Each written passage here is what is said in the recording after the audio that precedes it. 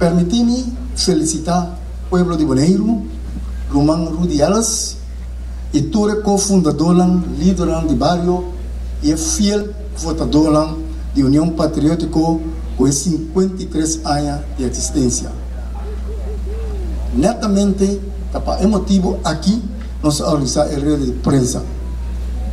Nós há 53 anos e quer que o pueblo sa onda IPB para União Patriótica Bolivariana estava para sua força de organização.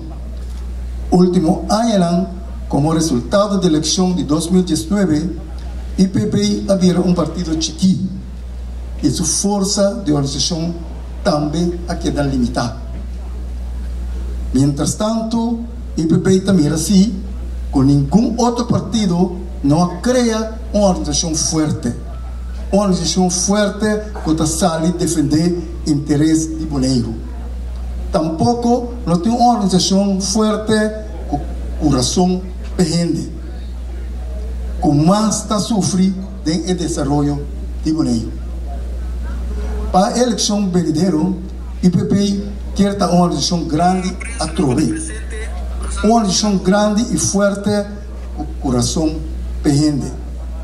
Também uma organização grande e forte que sigue a luta de direito para Bonaire e a cidadão de Bonaire dentro de Holanda. Bonaire está de luta para seu direito. A situação aqui não pode quedar assim aqui mais. Pois IPB está lançando um dia mais para virar um partido grande na Bonaire. Nós ministério de força de votador para nós conseguir lutar para Bonaire com a força grande de votador, nós conseguir a luta e realizar benefício para a e nossa parte, nós criar uma organização forte de IPB. A intenção está para nós venir com um estudo grupo de diferentes índices de expertise. Costa segura. Toda pessoa de este grupo está diante de cortina e lo representa Bonaire e lo luta abertamente para interesse de Bonaire. Grupo com coração perrende.